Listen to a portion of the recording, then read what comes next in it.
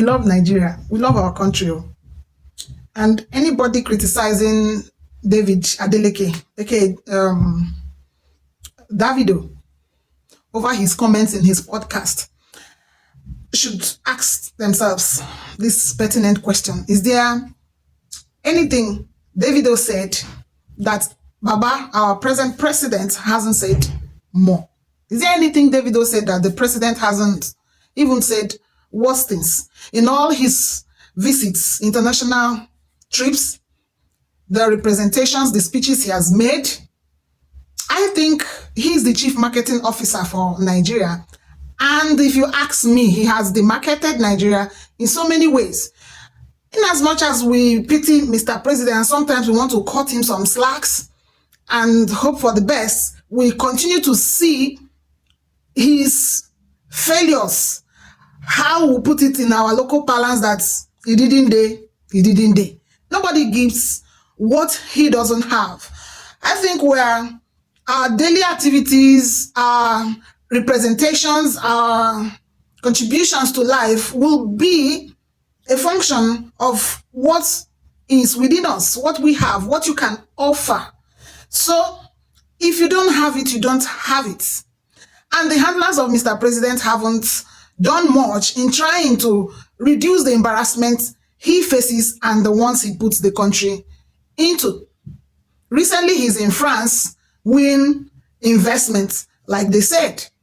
Understandably, it is the work of a president to look for investors.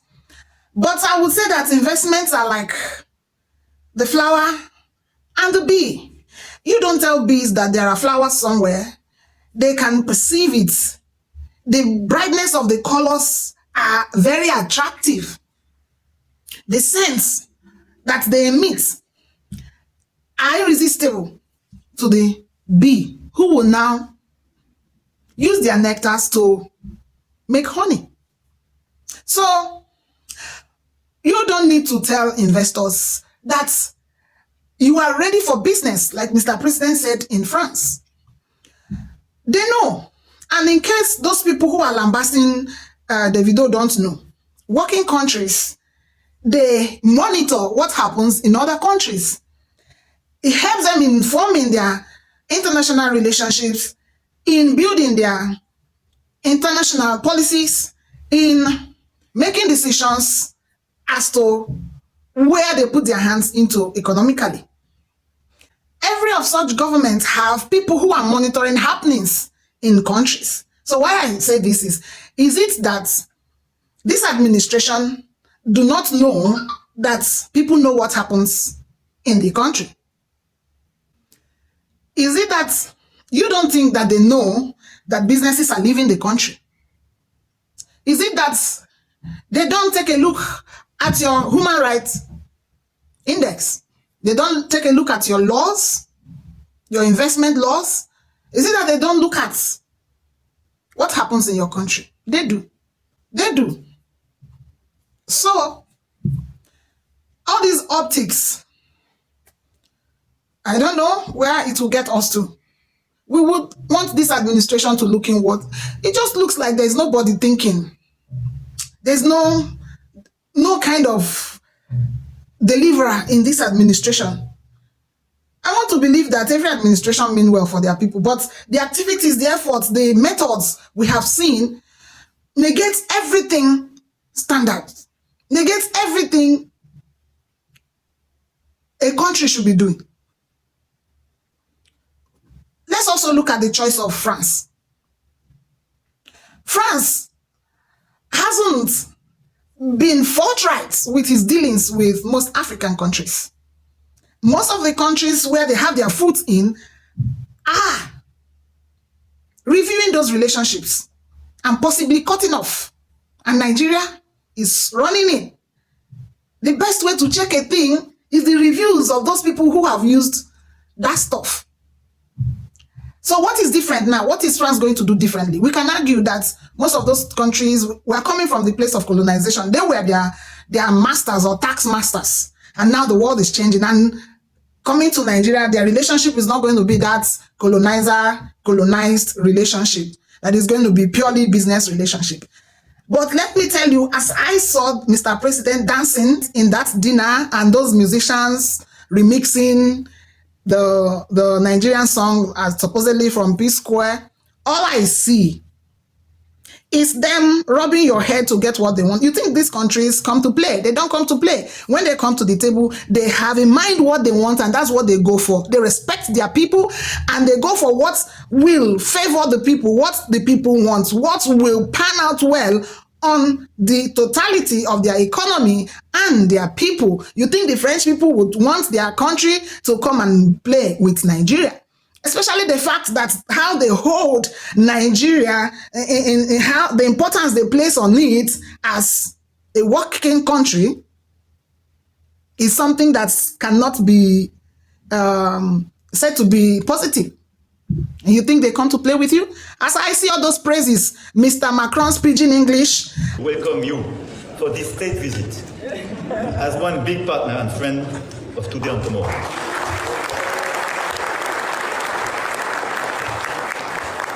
And still they sweet me well, as I remember say, when I be the young intern for French embassy in Niger that time. And how he was an intern in Nigeria. All I see is what is in it for us. It's like a man wooing a lady. At that moment, all they want is, what can I get out of this relationship? And I would think that our policymakers will review any form of business the president or this administration want to go into with France, and know and be sure that they will be true to Nigerians and not enter agreements that will be much more entangling in a time where everybody is seeking the form of freedom that is appropriate for them. What form of freedom does Nigeria need at this moment? Every decision we make should revolve around such freedom. Not just the difficulty. I understand that it is hard for this administration. Actually, it is hard for them, considering where we find ourselves. But you don't desperately run into decisions for the ease of it or the solutions it might give you at the moment. The North is saying or asking this question: what is the possible business France could do with Nigeria? Can we look at the mining, minerals, security? And the North has come out to say, not anymore will France put their boots on the northern soil. We will resist vehemently any attempt by President Bola Ahmed Tinubu's government to allow any foreign military base on our soil, particularly in the north, because it's going to be a harbinger of trouble. Wherever France was in West Africa, there's no peace.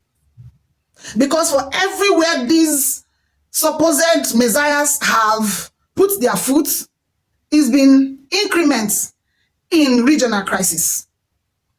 Nigeria has to start looking inwards to create her own solutions. In this time and era, in this time and age, I do not think that running to people, foreign countries for solution is what we need. I do think that what we need is to start rebuilding from inward, make necessary changes, bring young minds, bring intellectuals into our government, do experiments that will work. And that is why we are rooting for a government that will work. Somehow, we believe that the Peter Obi administration would have done better or will do better.